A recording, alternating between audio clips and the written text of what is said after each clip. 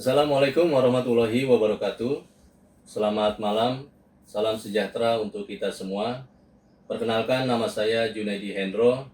Saya adalah dosen di Sekolah Tinggi Ilmu Ekonomi Indonesia Jakarta, program studi manajemen.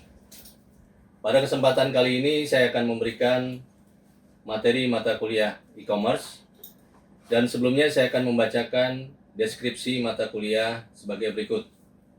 Deskripsi mata kuliah e-commerce. Materi pada tatap muka kali ini adalah e-supply chain. Adapun CPMK yang diharapkan mahasiswa mampu memahami, menjelaskan pengelolaan value chain, CRM, dan supply chain management. Sub CPMK, mahasiswa mampu menjelaskan dan mengidentifikasikan secara detail tentang value chain dalam e-commerce. Bahan kajian pada tatap muka kali ini yaitu e-supply chain, masalah dan solusi dalam e-supply, kolaborasi perdagangan, rencana dan desain kolaborasi, solusi rantai pasokan internal, integrasi supply chain, dan alat-alat kolaborasi. Kriteria penilaian dan indikator mampu menggambarkan karakteristik dan komponen dalam e-supply chain, memahami masalah dan dampak dalam supply chain, memahami solusi masalah supply chain dengan e-commerce, memahami kolaborasi supply chain, mengetahui alat-alat yang digunakan dalam kolaborasi supply chain. Sistem pembelajaran yang akan saya lakukan yaitu dengan menggunakan Zoom atau iKlas dengan LMS platform Sevima. Adapun metode pembelajaran, ceramah dan diskusi. Baik, mari kita mulai pembahasan materi tentang e-supply chain. Bismillahirrahmanirrahim. Assalamualaikum warahmatullahi wabarakatuh. Selamat malam. Apa kabar? Apa kabar semua? Alhamdulillah baik, Pak. Alhamdulillah. Baik, pada hari ini ya kita akan membahas terkait dengan mata kuliah e-commerce. Dan untuk materi atau topik pada hari ini adalah terkait dengan e-supply chain atau supply chain management ya. Baik, sebelum kita mulai materi ini, marilah kita berdoa sesuai dengan kepercayaan masing-masing. Berdoa dimulai. Selesai? Baik, terima kasih. Jadi untuk materi pada hari ini adalah e-supply chain ya. Jadi kalau seperti kita tahu bahwa di dalam sebuah perusahaan di era digital ini e-supply chain itu sangat diperlukan ya. Karena bagaimana sebuah perusahaan dapat berjalan tanpa ada rantai supply yang terjamin ya, yang terintegrasi melalui elektronik ya. Jadi semua sudah terintegrasi melalui atau menggunakan elektronik atau sebuah sistem. Nah, kemudian definisi apa itu e-supply chain management ya, atau e-management rantai pasokan. Ya, jadi e-supply chain sendiri merupakan sebuah sistem yang dipraktekkan di dalam sebuah perusahaan ya, di perusahaan besar maupun kecil. Baik itu di industri perdagangan maupun industri manufaktur yang melibatkan tentunya penggunaan internet ya dalam hal ini, sehingga dapat meningkatkan aktivitas nilai tambah di dalam sebuah perusahaan. Kemudian ISCM itu sendiri itu pemanfaatan efektif internet dalam proses bisnis yang membantu dalam pengiriman barang ya. Jadi dari mulai pengiriman barang, proses produksi, kemudian sampai kepada pengiriman barang jadi.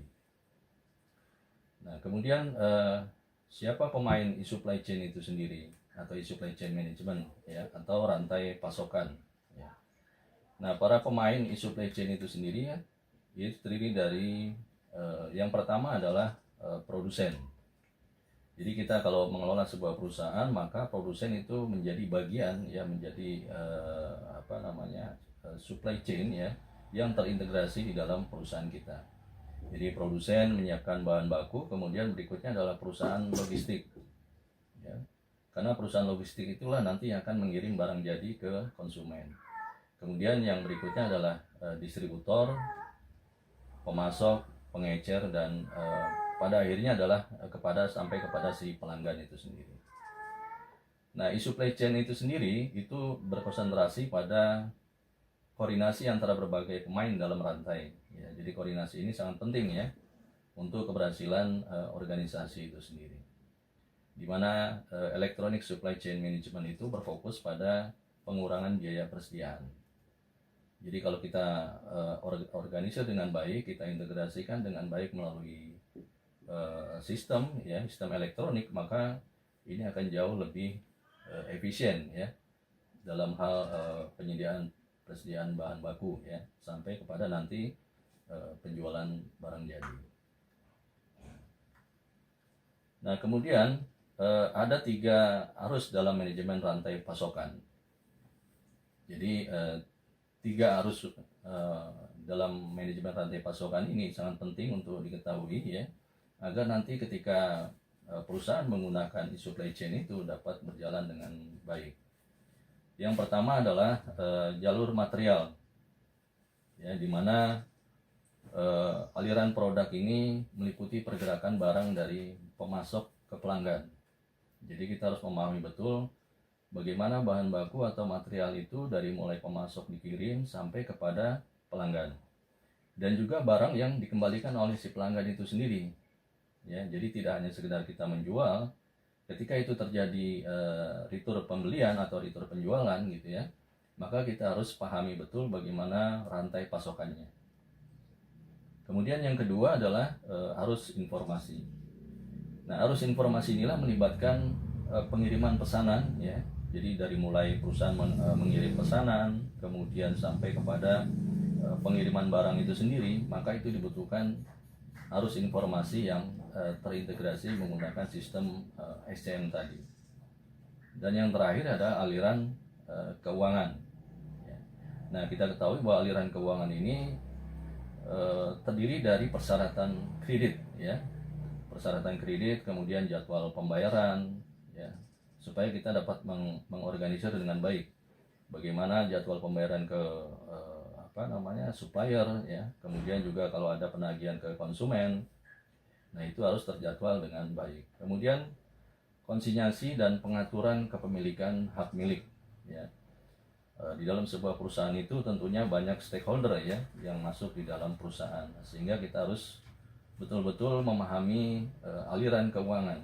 Jadi baik itu keuangan untuk keperluan internal ya, pembayaran gaji dan operasional perusahaan, juga kepada untuk eksternal ya, dalam hal ini adalah pembayaran ke supplier maupun ke penagihan ke konsumen.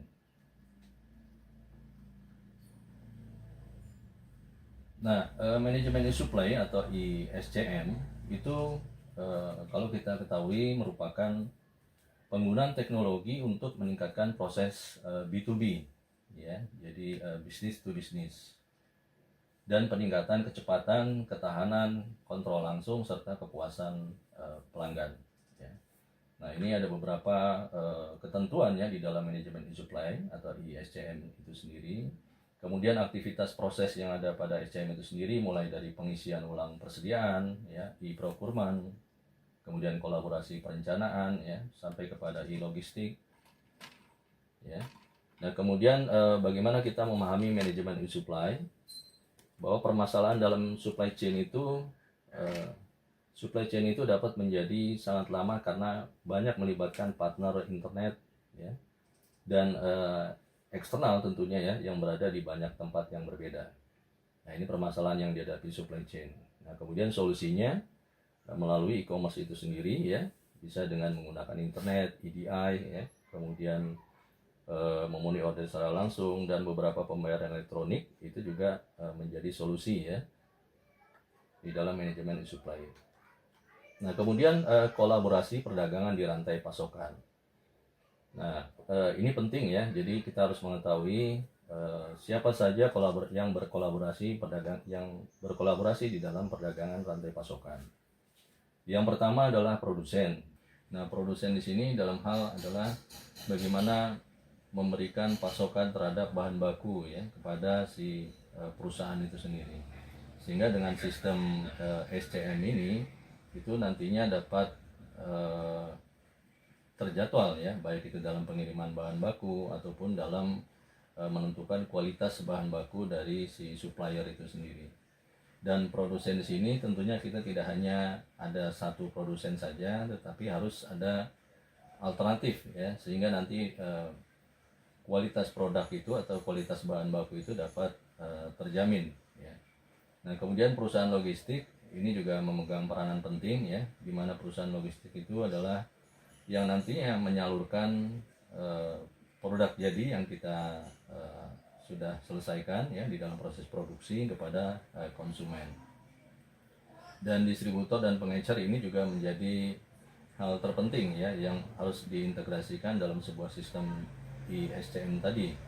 Nah, distributor dan pengecer ini adalah perusahaan di bawah kita yang menyalurkan barang-barang produk jadi ya kepada konsumen, termasuk dalam hal ini adalah pengecer. Kemudian pemasok atau supplier juga menjadi penting ya untuk mengetahui sejauh mana bahan-bahan yang dibutuhkan terkait dengan bahan baku ya, bahan baku dan lain sebagainya untuk memenuhi kebutuhan produksi di perusahaan. Dan pelanggan atau customer di sini adalah sebagai evaluasi atau kontrol terhadap penyaluran barang jadi atau produk jadi ke konsumen tadi. Sehingga nanti ketika terjadi misalkan pengembalian barang ya, maka itu dapat dilakukan prosedur sesuai dengan sistem yang dimiliki di electronic system supply chain tadi. Nah, sehingga kalau didefinisikan itu kolaborasi perdagangan di sini itu merupakan kolaborasi dalam dunia perdagangan yang berbentuk kerjasama ya. Jadi kolaborasi perdagangan itu ada dua macam, yaitu kolaborasi tradisional dan kolaborasi jaringan. Nah, kolaborasi tradisional di sini terjadi di antara anggota-anggota supply chain ya. Nah, ini biasanya yang dekat satu sama lain ya, seperti misalkan manufaktur dan distributornya atau distributor dan pedagang ya dalam sebuah industri. Bahkan bila ada lebih banyak partner yang terlibat ya di dalam supply chain tersebut. Nah, fokusnya adalah peningkatan informasi dan aliran produk di antara mereka. Nah, kemudian kolaborasi jaringan. Kolaborasi jaringan di sini adalah setiap partner itu dapat berinteraksi dengan semua unsur dalam supply chain. Ya, jadi interaksinya itu dapat terjadi di antara beberapa manufaktur atau distributor, dan kolaborasi jaringan ini dapat berbeda-beda bentuknya ya, tergantung pada industri yang dijalankan ya, apakah itu dalam bentuk produk, service, atau volume arus informasi dan lainnya. Nah, biasanya kolaborasi perdagangan dalam dunia internet itu bisa berbentuk kerjasama dengan apakah itu supplier online, reseller, dan bisa juga dengan pemasang iklan dalam situs perusahaan. Nah, itu ya kira-kira unsur-unsur yang terlibat di dalam kolaborasi perdagangan. Jadi ini satu sama lain saling terkait dalam sebuah sistem ISCM tadi, gitu ya. Nah, itu kira-kira sedikit tambahan terkait dengan kolaborasi perdagangan di rantai pasokan. Mungkin ada yang ingin ditanyakan sampai di sini? Ya.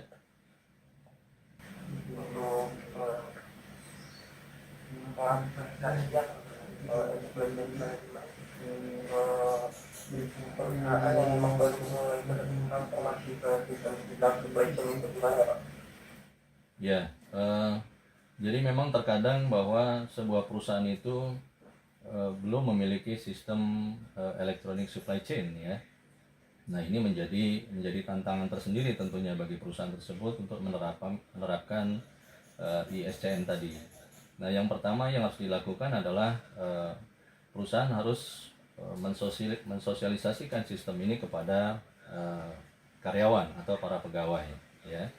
Sehingga di dalam sosialisasi itu nantinya diberikan penjelasan sedetail-detailnya terkait dengan sistem supply chain tadi, ya.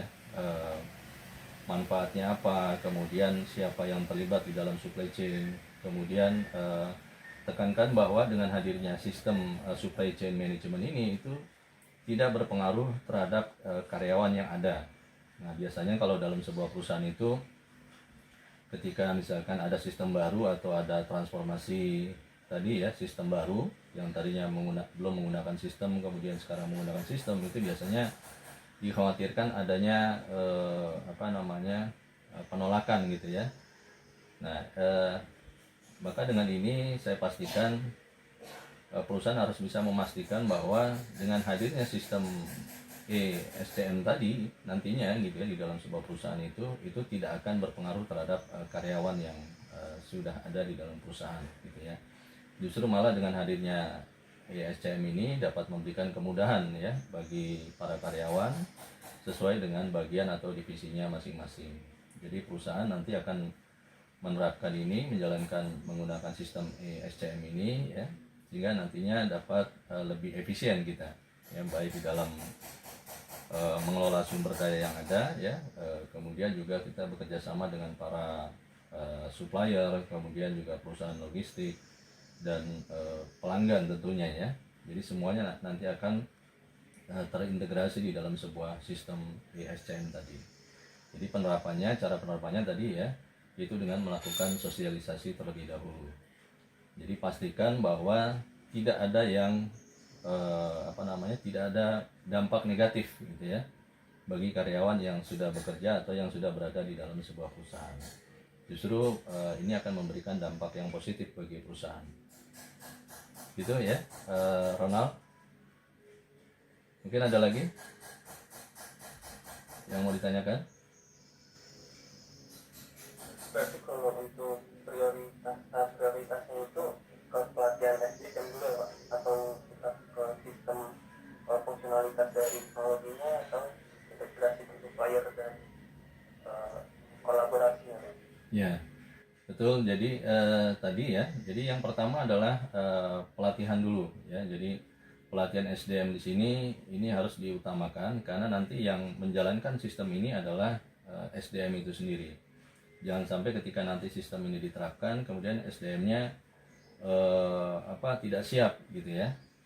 Jadi karena kita menggunakan sistem itu speednya nanti pasti akan lebih cepat ya sebuah perusahaan. Jadi kalau SDM-nya tidak siap maka justru akan menjadi negatif ya ketika sistem itu diimplementasikan.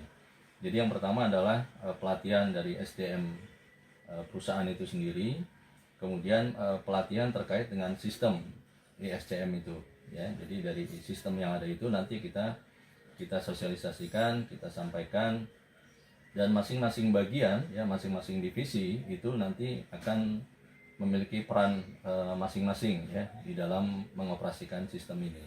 Seperti misalkan bagian produksi ya, atau bagian customer service, bagian produksi, kemudian bagian finish good ya, atau barang jadi ya, gudang gitu ya, kemudian sampai kepada bagian penjualan ya, itu nanti menggunakan sistem yang berbeda-beda masing-masing bagian. Nah, sehingga nanti masing-masing bagian itu diberikan training, diberikan pelatihan terkait dengan sistem electronic supply chain management tersebut. Nah, berikutnya baru nanti bagaimana setelah sistem ini berjalan gitu ya, itu kita evaluasi dan lebih kita efektifkan untuk nanti bagaimana berkolaborasi dengan pihak eksternal ya, baik itu untuk perusahaan produsen ya. Jadi kalau dalam sebuah industri itu nanti ada produsen, kemudian ada perusahaan logistik ya, distributor dan pengecer tadi ya, kolaborasi perdagangan di rantai pasokan tadi ya, kemudian ada pemasok atau supplier, dan ada pelanggan atau customer. Nah, sehingga nantinya semua unsur itu ya, itu nanti dikolaborasikan menjadi masuk di dalam sebuah sistem SCM tadi. Jadi sehingga nanti sistem itu dapat terintegrasi semua gitu ya. Jadi karyawannya atau pegawainya siap, sudah mendapatkan pelatihan, kemudian sistemnya juga sudah tersosialisasi dengan baik, kemudian baru nanti kita bagaimana berkolaborasi dengan pihak eksternal perusahaan. Kemudian kolaborasi ya, di mana kolaborasi itu harus terintegrasi secara elektronik ya, sehingga berbagai informasi antara pedagang dan pemasok barang itu, kemudian kolaborasi pedagang dengan pemasok ya, itu dapat lebih cepat ya informasi-informasi yang kita dapat, sehingga bisa memberikan dasar untuk pengambilan keputusan. Nah, itu kira-kira materi dari supply chain management ya, sehingga ini nanti bisa menjadikan gambaran ya bagi para mahasiswa untuk yang nantinya dapat menganalisa supply chain management di dalam perusahaan masing-masing atau tidak, kemudian juga aplikasi dari sistem juga berbeda-beda gitu ya. Nah, jadi kelompoknya silakan nanti ini sudah saya bagikan kelompoknya di LMS ya. Jadi silakan dilihat di LMS. Nah, kemudian dari kelompok itu nanti silakan untuk mencari topik yang berbeda-beda tadi. Mungkin itu sementara ada masukan atau ada pertanyaan terkait dengan baik materi maupun tugas dari kelas pada hari ini.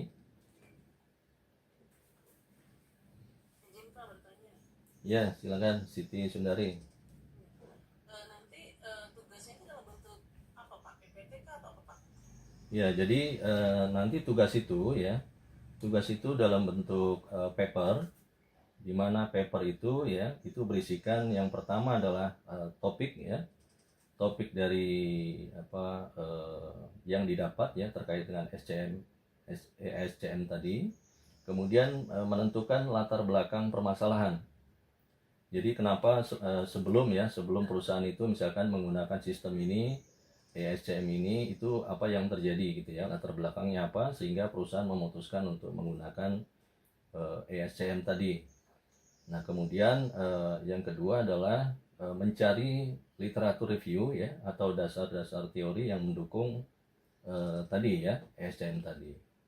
Nah, kemudian yang ketiga menganalisa ya. Bab 3 itu adalah analisa, dan bab keempat itu adalah hasil pembahasan. Kemudian yang bab kelima adalah kesimpulan. Nah, kemudian nanti ini dipaparkan ya, dipresentasikan dalam bentuk PPT ya. Jadi nanti masing-masing kelompok itu nanti ketuanya mempresentasikan ya hasil dari analisanya terkait dengan tugas tadi. Gitu Siti ya. Ya. Ada yang lain?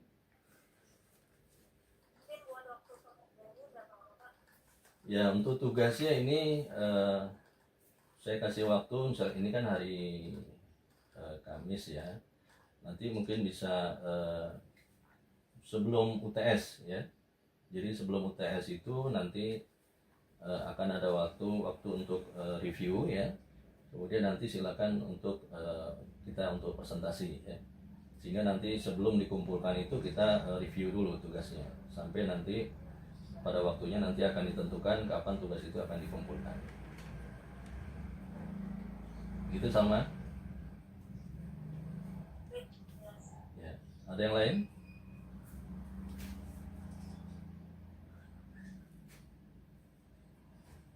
Oke, baik. Terima kasih. Kalau tidak ada pertanyaan, ya.